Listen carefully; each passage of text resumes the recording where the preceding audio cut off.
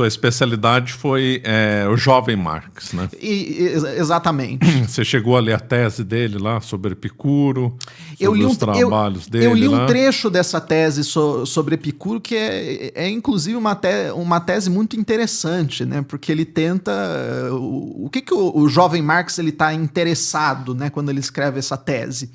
O jovem Marx está interessado em combater os hegelianos de direita, né? Aqueles alunos de Hegel, que eles eram chamados de hegelianos de direita por quê? Porque eles defendiam o status quo do Estado prussiano daquela época, né? O Estado prussiano era uma monarquia, é uma parte da Alemanha, que hoje em dia, essa parte, na sua maioria, está na Polônia, né? O Estado prussiano, ele era um Estado bastante burocratizado, bastante autoritário e que se valia da religião como instrumento de governo, né? O Estado prussiano, ele era oficialmente luterano, protestante luterano. E os governantes, eles faziam o quê? Eles modificavam as verdades religiosas de acordo com seus interesses de governo. Não há coisa menos cristã do que isso, né? Do que o Estado prussiano da época de Marx. Então você tinha ali uma classe de intelectuais ligados aos altos cargos na universidade, e automaticamente ligados à burocracia estatal prussiana, que defendiam o status quo. E o Marx, desde a sua tenra juventude, né, ele combate esse status quo. Então ele vai buscar em Epicuro, né, na sua tese de doutorado, um princípio que a gente pode chamar assim, um princípio ontológico para justificar a liberdade individual. Então a tese de doutorado do Marx, né, que é sobre Demócrito e Epicuro, ela vai buscar assim na raiz das coisas, né, uma liberdade que se manifesta, né, que deve poder se manifestar no plano das relações humanas, né? Então essa é uma tese que tem muito de liberal, se a gente for ver. Mas os estudiosos de filosofia grega não levam muito a sério esse trabalho. Por que o jovem Marx ele é interessante, né? E eu me arrisco aqui até a dizer que para a gente entender o que tem acontecido hoje, né, e esse tipo de agenda que a chamada esquerda identitária propõe, o jovem Marx ele é até mais interessante do que o velho Marx, né? Ele tem uma obra que ela é mais prolífica em produzir essas coisas do que o velho Marx. Por quê? O velho Marx é o Marx do Capital, né? O Marx do Capital é aquele cientista que está ocupado com a crítica da economia política, né? E aí a gente, qualquer opositor do marxismo facilmente pode tirar contra o velho Marx aquela cartada fácil. É que a economia, né, a organização econômica mudou muito dos tempos de Marx para os dias de hoje, né? Então boa parte, ou podemos dizer a quase totalidade do que ele escreve no Capital, estando certo ou errado, não vou nem entrar nesse mérito aqui, né, caducou, né? Caducou. A economia hoje em dia, a organização econômica não se dá mais daquele modo, né? Então, mesmo os marxistas que ainda querem dizer que o Capital é uma obra que nos ajuda a entender o mundo de hoje, eles têm que fazer um contorcionismo intelectual que é um negócio tremendo. Agora, o jovem Marx ele é interessante, né? Ele é mais interessante por quê? Porque o jovem Marx ele está trabalhando com o quê? Ele está trabalhando com o conceito de alienação e emancipação humana, né? Então, o jovem Marx, o que ele está interessado em fazer? Ele está interessado numa noção que eu quero que vocês gravem isso, né? Eu quero que todo mundo que está assistindo grave isso. O jovem Marx está trabalhando com uma noção que é a noção de emancipação. O ser humano ele se encontra como, né? Diz o jovem Marx, o ser humano ele se encontra alienado. O que é alienação, né? Alienar é você dar aquilo que você tem para outro, né? E como que o ser humano ele se aliena? Ele se aliena quando ele entrega aquilo que ele tem de mais precioso para uma outra entidade que vai se utilizar disso para explorá-lo. Então a primeira entidade que o Marx vê fazer isso é o próprio Estado prussiano, né? Quando ele escreve aquele manuscrito, que é a Crítica da Filosofia do Direito de Hegel, ele vai encontrar no Estado prussiano o elemento máximo da alienação, né? Quer dizer, os indivíduos na sociedade civil cedem o seu poder para o Estado que vai usá-lo contra eles. Depois, quando Marx sai da Alemanha, ele vai encontrar a classe operária francesa, né? Ele vai para Paris e ele encontra a classe operária francesa. E aí ele escreve os manuscritos econômicos filosóficos, em 1844, e aí ele vai aplicar essa noção de alienação ao trabalho. Ele vai dizer, o que acontece é que na sociedade moderna o trabalhador aliena as suas forças para uma outra entidade que vai explorá-lo, né? Então você tem aí a raiz da crítica econômica que ele vai desenvolver depois no Capital. Essa noção de alienação, de perda das potências e das possibilidades humanas. E, diante disso, qual é a saída? A saída para isso é uma saída revolucionária, né? Então, o que os explorados, os alienados precisam fazer? Eles precisam tomar consciência coletivamente, dessa sua situação de alienação. Para quê? Para se reapropriarem daquilo que eles alienaram, daquilo que eles entregaram para outrem. O Marx ele percebeu que fazer a crítica do Estado prussiano era uma coisa extremamente pontual. Quando ele expande a crítica para a economia política, ele está fazendo o quê? Ele está fazendo uma crítica que ela aspira à universalidade. Por quê? Porque a realidade europeia daquela época era uma realidade de industrialização e de proletarização muito rápida do trabalho. Então você tem ali um elemento revolucionário que ele estava buscando desde a sua obra ali na Prússia, na juventude, e que ele encontra no proletariado. Por quê? Porque dentro da Alemanha, né, dentro da Prússia, ninguém queria fazer revolução. Ninguém queria fazer revolução. As pessoas queriam se acomodar, né? Elas queriam se acomodar ali de algum jeito. O Estado ia em cima e censurava um jornal, caçava alguns professores. Aliás, tem um caso divertidíssimo, né? Que o Marx ele frequentava um grupo de professores que eram os hegelianos de esquerda, ou jovens hegelianos. E o chefe deles, né, um sujeito chamado Bruno Bauer, ele era professor numa faculdade de teologia. E aí ele foi cassado, né, do seu posto porque ele era ateu, né? Então, aí eu fico pensando, como é que o sujeito chega no posto de professor titular de filosofia numa faculdade de teologia pública sendo ateu, né? Então é uma história bem curiosa. Mas o Marx ele briga com os jovens hegelianos por quê? Porque para eles o elemento central da alienação era um elemento religioso. Então, para você superar a alienação, você tem que fazer o quê? Você tem que fazer a crítica da religião. Agora, o Marx ele percebe o quê? Ele percebe que a crítica da religião ela já está com todas as suas cartas na mesa, né? O iluminismo já tinha feito isso, o Kant já tinha feito isso, o Hegel e o idealismo alemão eles já tinham virado a religião de pernas para o ar, né? Então, Marx ele percebeu, se a gente ficar preso na crítica da religião, a gente não atiça as massas, né? Ninguém vai para a rua, ninguém vai fazer a revolução motivado por uma crítica religiosa. A gente precisa de um elemento mais explosivo.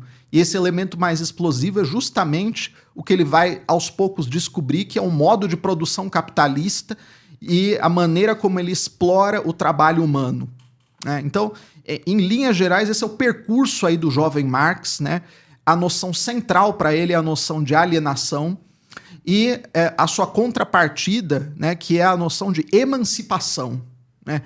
quando a gente vê esses movimentos das novas esquerdas, né, que cada dia surgem com uma reivindicação nova, o que eles estão fazendo?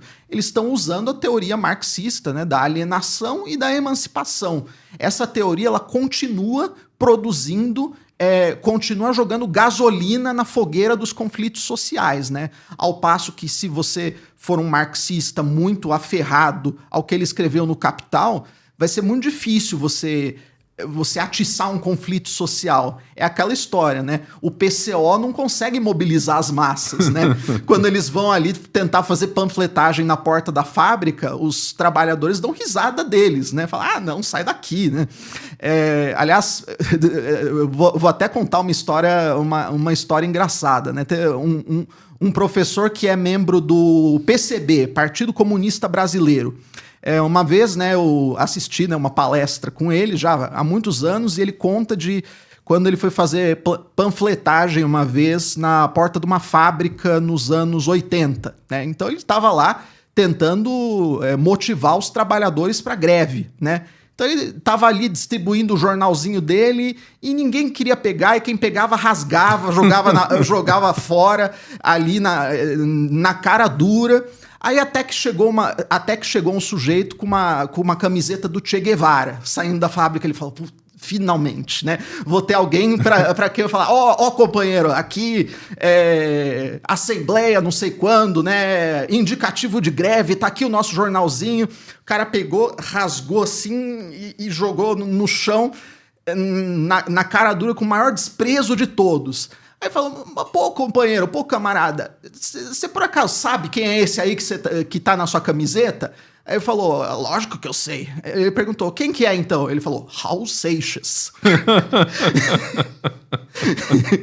Então, é isso que acontece quando você vai tentar fazer, né, panfletagem na porta da fábrica. Isso não vai levantar o pessoal, né, para fazer a revolução. Agora, essas pautas aí da nova esquerda, essas aí levantam mesmo. Né? Então, esse é o ponto que você vê o Marx, influência liberal nele? Exatamente.